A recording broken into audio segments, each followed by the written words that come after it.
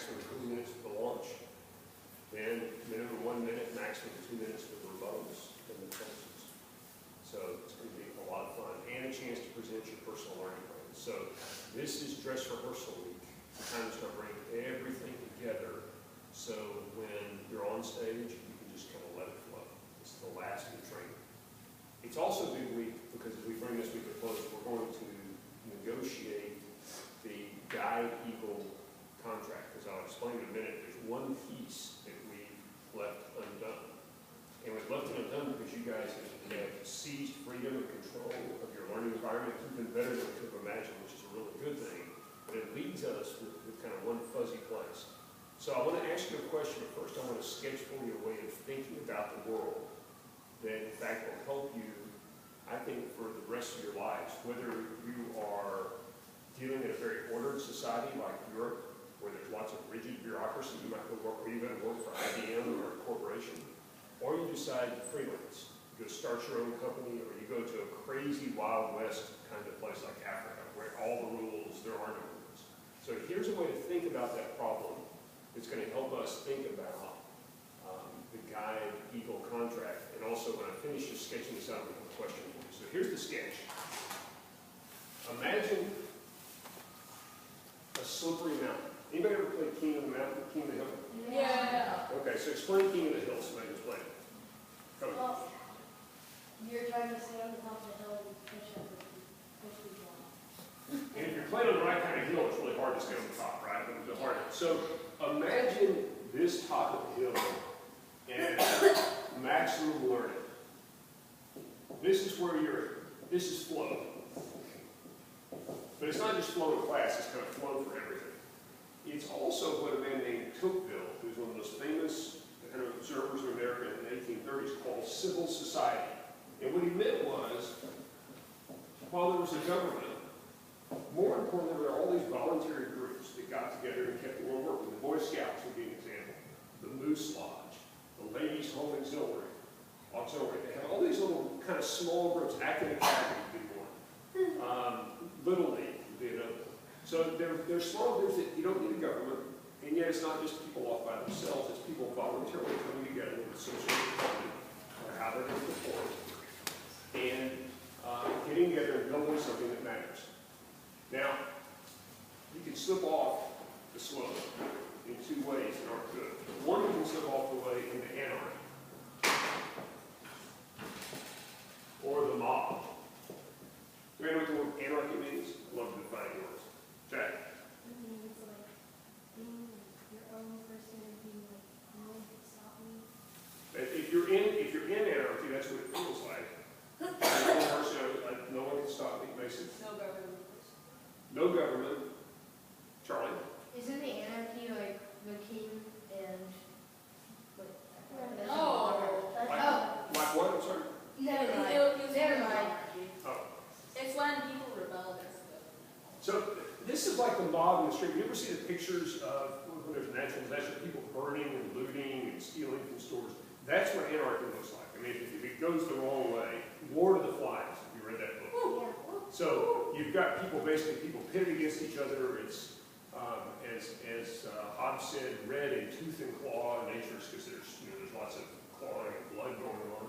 That's one side. The other side, Charlie, this is kind of where you were headed, is really tyranny. Tyranny. Or a dictator. This is one person controls everything and tell everybody what to do, complete control. So on this side you've got control, and on this side you've got freedom. But freedom can slip into anarchy, and control can slip into tyranny. So, you ever had the feeling we've been teetering back and forth on these? Yep. That's what civil societies do. They actually teeter. And somewhere along in here, curiosity, which is great, teeters into freedom, but if it goes too far, it doesn't come back. It goes into anarchy. Somewhere in here, self-control, if it frays too far, goes into control by others, goes into tyranny. So, how many times have you felt like the guys have been over here? Raise your hand if you ever felt like the guys have been into tyranny. Yeah, right? How many times have you felt like that you guys have been in Anaheim? Okay. So our goal is to figure out a way that we oscillate between about here and here, because it's unrealistic to believe you stay here all the time. But we've got to have shock absorbers that once we get to here, turn us around. So now, let me ask you a serious question. If today, you're going to applaud when I say this, and that's okay, but once you applaud, it's a serious question. What if all the guys walk out today? All the adults walk out. That'd be a lot of fun, right? Well, now, in all seriousness, let's give me like week 1, week 2, week 3. What would happen? It may be good. It may be good, it may be bad. Carter, what I happens? think it might start off good, but then slowly erode away. Nikita. Week 1 would be like we were taking control of our own learning and doing our first skills and preparing for the debates. And then week 2 would be like people going outside when they shouldn't be. And then week 3 would be total chaos and kind of like Lord of the Flies. Agree or disagree? Sarah. I feel like there's two things that could happen, and one is what they said, but the other one might be week 1, nobody really does anything because, like, we're trying to motivate each other to work, but I don't know, we just don't really listen to each other since we kind of have, like, instincts to listen to adults and not each other. And so we all get really bad at the debate and stuff, and then week 2 we're like we actually have to do this. If we're not gonna have any guides, and we might figure out a way to do it ourselves, but it would be a lot harder. Yeah. Casey. I have kind of a different idea than everyone else. I think week 1 would be like everyone's trying to take control, and people would completely forget about the council that we have, and they would be like, let's vote on the new one, and it would be like chaos and stuff. And then the second week it would start getting a little better, and we're kind of like a whole community. And then week 3 we're almost half been working. Sure. I agree to Kenzie, but mine is a little bit different. I think the first week would be under chaos, and the second week we kind of get in control. And for a couple of weeks, or maybe 4 weeks, we'd be doing well, and then we'd slowly start slipping over a couple more weeks down into anarchy and revolt. So, we don't know. It's an experiment that probably your parents don't want us to take. No, but it's what we're going to move pretty rapidly towards. So that's what the rest of this kind of, the pictures I'm going to draw you for. But this picture in mind, and when we can, the more you guys can learn for leaders to show up, and we can put in mechanisms and ways, whether it's eagle bucks or ways that you go bounce back and forth without going too far, the better. And by the way, what could happen is, if it gets down to really a physical fight, if it got really bad, the biggest and strongest could even assume tyranny, even among yourselves. I mean, that's what would happen. This group has such good dynamics that it would take a long time. But if you really get to places where it's a matter of survival, generally a dictator does arise at some point. Now, what we hope happens, and our job as guides, is really to help you pick that star individually that you want to go for. Start somewhere down here. And there's going to be a lot of trial and error mistakes in the hero's journey. But for you to figure out how to get here, one of our jobs as guides is to put some guardrails in. And you can think of guardrails. Everybody see guardrails on the side of the road or mountain road? They keep you from driving off the road and killing yourself. So these are designed that when you kind of get too far off the road, it goes warning. And so as guys, we're kind of there not for us to be the warnings, but to set up procedures when you see the guardrails. Our other job is to set up mileposts. Think of these as mile markers on the road, so you can measure your progress. Because on a long trip, it's hard to know where you are. And another thing, our job is if you're going to build something at the end, that's a triangle, there's a circle, here's a square.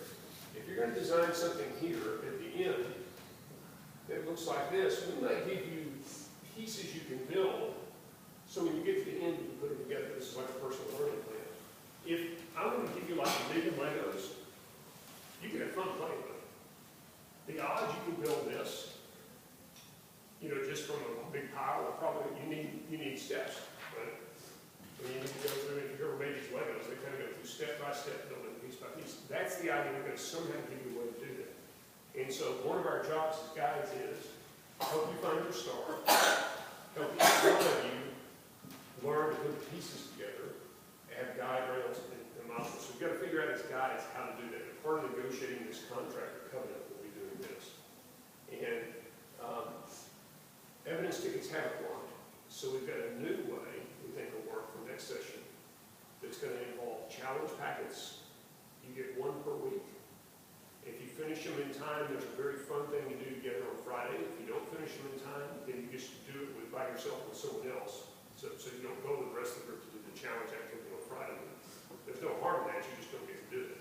But you get kind of a packet, and as soon as you finish your old package, you get a new packet. So it's like a scavenger hunt. You go from piece to piece. That'll start next session, and here's one of the keys. You won't know what the challenge is for Friday until you turn in the packet. You won't know what the surprise thing is. 100,000 words. It's way better than ever. No, and by the way, this will not be a trip to get donuts. It'll have something to do with the project, but it will be something that feels more like a scavenger hunt that some of you went on. It'll be a real world thing to go do that'll be hard. But Wait, it'll will be we get fun. to like go outside back in cabin or is it like in school? If I told you that, Jack, it would be a surprise. Oh, it's right in school. Every one of them will be a surprise. Every one of them will be different. You'll have one almost every week. And if you finish the challenge packet, you'll always get the next one. You just may not go with the group to do it. You may do it by yourself or with someone else. We get one on Friday to do over the bridge. Oh, Jack, you're just going to have to die. The anticipation's going to just go. Yeah. So one more thing, two more quick things, and I'll let you go. If this is a guide's job, is to kind of help you set this up, our real job is to help you be able to set up for yourself. And that's really why the learning badges are so important. To move from independent learner to running partner to Socratic leader to project leader to creating the courses for yourself. As soon as you guys are ready to do this, the guides step away. We're going. We want to be gone, but you've got to make your way through these to where some of you can take the position of being guides and help draw this for people who are just coming out of elementary school. So that's our whole job, is to begin to fade away. It may take a couple of years for you to finish all the way through that, but as you do, we'll be fading more.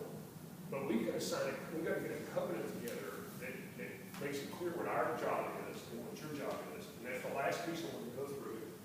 When I draw this, if you think about it, this is my last picture I'll draw right here. If you think about it, here's your parents, right? And the Acton Academy has made a whole bunch of promises that sit under here to your parents. And we made them to you. And we made them to ourselves. And you can read them on the Acton website. We've got them posted in lots of different places. Levers and control. We say this is what we promised to do. And so here's the Eagles.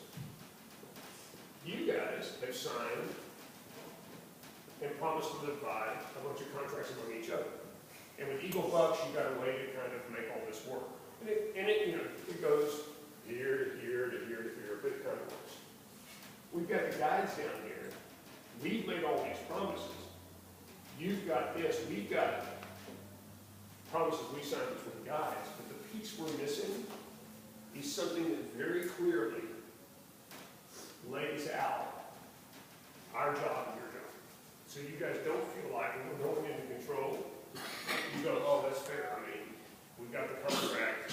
We triggered these things, and therefore the guys had to step in. Or, hey, you guys, you stepped in on something, you stepped over the line on what you promised. We're going to push you back. So this week, we're going to be working on creating this covenant. It'll be a two-way negotiation. You guys have the right to negotiate, we do too. But to negotiate a way that we build this for you, where it feels like you've got a lot of choice, but you've also got a lot of responsibility. But this is the missing piece that we've got to build together to allow you guys to know, make us more predictable. So, we keep it. This is a little bit off topic, but we have Eagle Bucks, and I think the elementary school is starting Eagle Bucks, am I right? They are. Today. So can we red card them because they were being really loud last Friday? Yeah. Six times last week, they just laughed. Okay, that's that. I'm gonna defer that to council with council to work that out with the elementary school, whatever their equivalent of council is, kind of what. And all I would say is, I have not heard noise in here yet, just as a community member, not as a guy. It has been incredibly loud. Maybe I haven't been here, but you guys can work that out. And you can work out, they can't disturb your working. They can't disturb your work, nor can you disturb theirs. All right, we've got a break, so we've got a lot of work to do. 2 things to do today. We're going to be filling in the rest of your personal learning plan. We need you to double check down here on the right-hand side that you are okay today with what you promised on your next batch. So double check that whatever date you set, that's the date you want. And by the end of the day, if you want to change it, make the change. Secondly, on con, this is your last chance to start setting your con goals for the year. So we put a process up there. Jacob is right next to your head. See that setting mileposts and con? It's basically just how you go through and decide how many skills per week, how many weeks till the next badge, what badge you're going to choose. You've already done it, and just double check. Some of you have set goals that seem maybe a little too aggressive or not aggressive enough, but you want to check those. Make sure you're still good with them, given where you sit in con today, kind of make your final decision. Last thing, speaking of con, the number 2 person at con is here today for an observation. There is some chance that Saul Con is not here. He's coming, but he's not here this time. But you will be being observed today, starting about 10 o'clock to about 1. So, I mean, be yourselves, but be yourselves on intentionality. So some of you, we may ask some of you to step out and kind of give them some feedback, but remember, they're thinking about possibly building. It may be an Acton Academy, maybe something like an Acton Academy next door to Con for his own children.